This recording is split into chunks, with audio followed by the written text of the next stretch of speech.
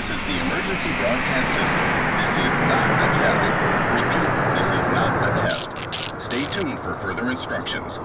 This is not a test. आज से 45 साल पहले 1977 में नासा ने वो वाइजर मिशन को लॉन्च किया था, जिसके तहत वाइजर 1 और 2 को स्पेस ट्रैवल करने के लिए भेजा गया था। इनके साथ एक तांबे की गोल्ड प्लेटेड डिस्क जोड़ी गई थी, जिसमें रोते हुए बच्चे, पक्षियों, हवाओं और लहरों की आवाजें और 55 अलग अलग भाषाओं में शुभकामनाएं रिकॉर्ड करके भेजी गई थी। तो साथियों, नासा के वैज्ञानिकों का ये सब भेजने का क्या उद्देश्य था, ये सब किसके लिए भेजी जा रही थी, चलिए जानते हैं। साथियों, 40,75,000 किलोमीटर की परिधि वाले अप्रतिम ये हमारे लिए तो काफी बड़ी है, लेकिन 14 फरवरी 1990 के दिन नासा के स्पेसक्राफ्ट वाइजर ने 6 मिलियन किलोमीटर दूर से पृथ्वी की एक तस्वीर ली थी। डॉट नाम से जानी जाने वाली इस तस्वीर में पृथ्वी सिर्फ एक छोटे पिक्सल जितनी दिखाई देती है। इसी से हम समझ सकते हैं कि ये अंतरिक्ष कितना बड़ा है, और लगातार दिन रात स्पेस एक्सप्लोरेशन करने के बावजूद आज तक हम सिर्फ अंतरिक्ष के 4% हिस्से को ही एक्सप्लोर कर पाए हैं। लेकिन पिछले हफ्ते एक बार फिर अंतरिक्ष में भेजे गए नासा के मानव रहित स्पेसक्राफ्ट वाइजर 1 ने स्पेस से नासा को कुछ ऐसी गतिविधियां भेजी जिसे देखकर वैज्ञानिकों की रात की नींद उड़ गई है। दरअसल आज से 45 साल पहले 1977 में नासा ने मिशन को लॉन्च किया था, जिसके तहत वाइजर 1 और 2 को अलग अलग बात पर स्पेस ट्रैवल करने के लिए भेजा गया था,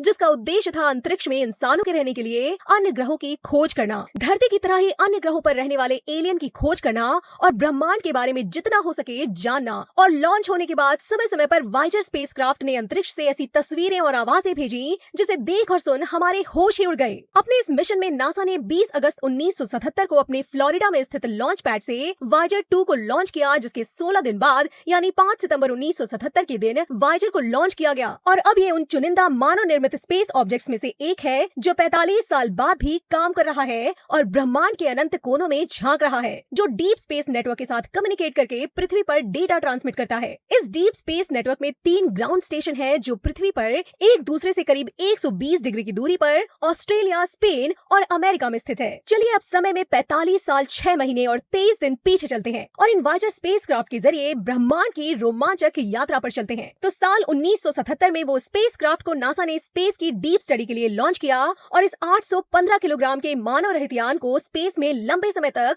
कम ईंधन में ट्रैवल करवाने के लिए नासा की जेट प्रोपल्शन लैबोरेटरी ने इसे इस तरह डिजाइन किया कि ये ग्रहों के गुरुत्वाकर्षण बल का इस्तेमाल करके ट्रैवल कर सके, जिसके लिए स्पेसक्राफ्ट में 3 रेडियो टॉपिक जनरेटर लगाए गए। इसलिए इसे तब लॉन्च किया गया जब सोलर सिस्टम के प्लैनेट एक विशेष स्थिति में एक स्ट्रीट लाइन में आ रहे थे। इस वजह से यात्रा का समय 30 वर्ष से घटाकर सिर्फ 12 वर्ष बन गया। वहीं सौर मंडल से बाहर भी कम्युनिकेशन करने के लिए इसमें 3.7 मीटर डायमीटर वाली कैसे ग्रीन एंटीना लगाई गई, जो 2.3 गीगाहर्ट्ज या 8.4 गीगाहर्ट्ज की फ्रीक्वेंसी का इस्तेमाल करके पृथ्वी के डीप स्पेस नेटवर्क से कम्युनिकेट करती है। गोल्डन रिकॉर्ड कार्ल सागर नाम के वैज्ञानिक ने 1 और 2 दोनों के साथ ग्रामोफोन जोड़ने के प्रोजेक्ट पर काम किया था, जिसके तहत दोनों स्पेसक्राफ्ट के साथ 12 इंच की एक गोल्ड डिस्क जोड़ी और साउंड सिग्नल रिकॉर्डर लगाया गया था, जिसे गोल्डन रिकॉर्ड नाम दिया गया। इस प्रोजेक्ट को करने के पीछे का मुख्य कारण था अंतरिक्ष में रहने वाले अन्य जीवों को संदेश देना, यानी जब अंतरिक्ष के किसी एलियन की मुलाकात वाइजर स्पेसक्राफ्ट से हो तो उसे पृथ्वी के बारे में पता लग सके। इसलिए इस गोल्डन ऑडियो विजिबल डिस्क में पक्षियों और प्राणियों की आवाज, हवाओं और लहरों की आवाज और विभिन्न प्रकार के संगीत रिकॉर्ड किए गए थे। इतना ही नहीं, इसमें निक सांग नाम के बच्चे की आवाज में अंग्रेजी भाषा में एलियन के लिए अभिवादन भेजा गया था।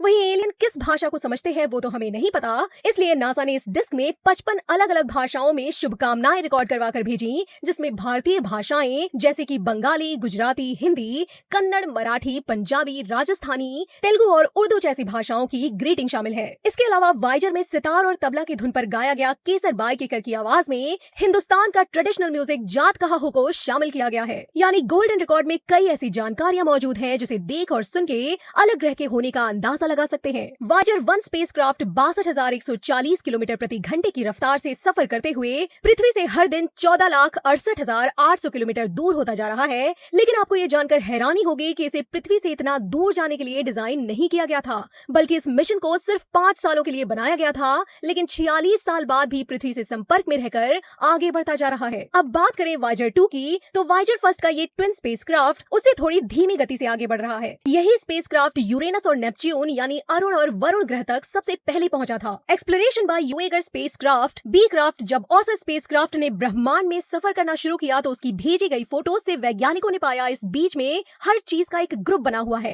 8 ग्रह बड़े तारे सूरज की परिक्रमा कर रहे हैं। इसे सोलर सिस्टम कहा जाता है। इन स्पेस में टीचर बन ने मार्च 1979 को बृहस्पति, 12 नवंबर 1980 को शनि ग्रह को माइक्रो लेवल पर उन दोनों ग्रह की ऊपर से स्टडी की और नासा को अपने फोटो भेजे। वहीं 2 ने 9 जुलाई 1979 को जुपिटर और 29 अगस्त 1981 शनि का तय किया था। यह एयरक्राफ्ट की सबसे बड़ी खोज थी। टाइटन पर भी समान प्राकृतिक घटनाएं हुई तो भविष्य में जीवन की शुरुआत हो सकती है। दोस्तों, आपको ये जानकर हैरानी होगी, इन दोनों स्पेसक्राफ्ट ने मिलकर 67,000 फोटो ली थी और वाइजर द्वारा खींची गई सबसे आखिरी फोटो थी कल्लू डॉट, जिसमें पृथ्वी एक छोटे से पिक्सल जैसी दिख रही थी। जिसके बाद वाइजर ने अपने अपने कैमरे बंद कर दिए क्योंकि आकाश में घनघोर अंधेरा था। वैज्ञानिकों के मुताबिक स्पेसक्राफ्ट 10 सालों तक काम कर सकते थे, लेकिन खुशकिस्मती से इनकी लाइफ काफी ज्यादा निकली और सोलर सिस्टम के मिशन पूरे करने के बाद नासा ने इन्हें इंटरेस्ट पर भेजने का मन बनाया, जिसके लिए उसने सोलर सिस्टम पर बने हीलोस्पीलिया को पार करना था। अगस्त 2012 में इसके बाद उसके साथ कई अजीबोगरीब घटनाएं होना शुरू हो गईं, जिसने सबसे पहले पृथ्वी पर अपनी आवाज भेजी, जिसे सुनने पर उल्लू से बनती कंटिन्यूअस जैसी आवाज दे रही थी। क्या इंटरस्टेलर मीडियम में कोई एलियन मौजूद है जो वाइजर को स्टडी कर रहे हैं, क्योंकि इसमें साउंड ट्रेवल ही नहीं कर पाया था, या फिर कुछ और कारण है?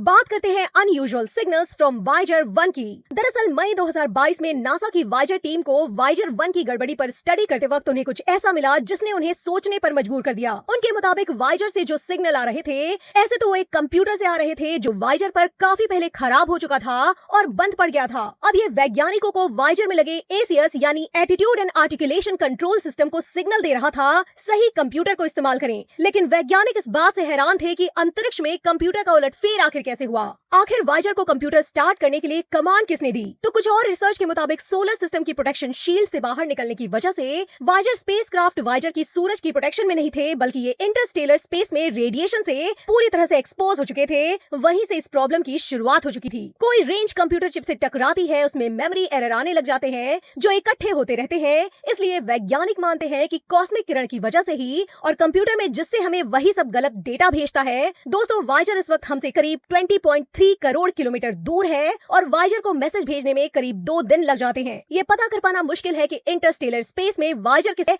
इस वजह से मई 2022 में जब वाइजर 1 में खराबी की खबर आई तो कई वैज्ञानिकों और लोगों ने ये कहा था कि एलियंस ने हाईजैक कर लिया है, पृथ्वी के इस डिवाइस की स्टडी कर रहे हैं। अब सच क्या है उसका ठीक से पता लगा पाना तो मुश्किल है। तो क्या कहीं ऐसा तो नहीं कि वाइजर मिशन को सोलर सिस्टम की स्टडी करने नहीं बल्कि एलियंस से कांटेक्ट करने के लिए बनाया गया है? क्योंकि इस पर लगे गोल्डन 2 रियल डायग्राम को फोरम में करने का यूज किया गया था, या इसकी वजह से ही वाइजर हमें गलत सिग्नल भेज रहा है? इसके बारे में आप हमें कमेंट करके जरूर बताइए और इसी के साथ अगर वीडियो अच्छा लगा हो तो वीडियो को ज्यादा से ज्यादा शेयर कीजिए और चैनल को सब्सक्राइब करना ना भूलें। धन्यवाद।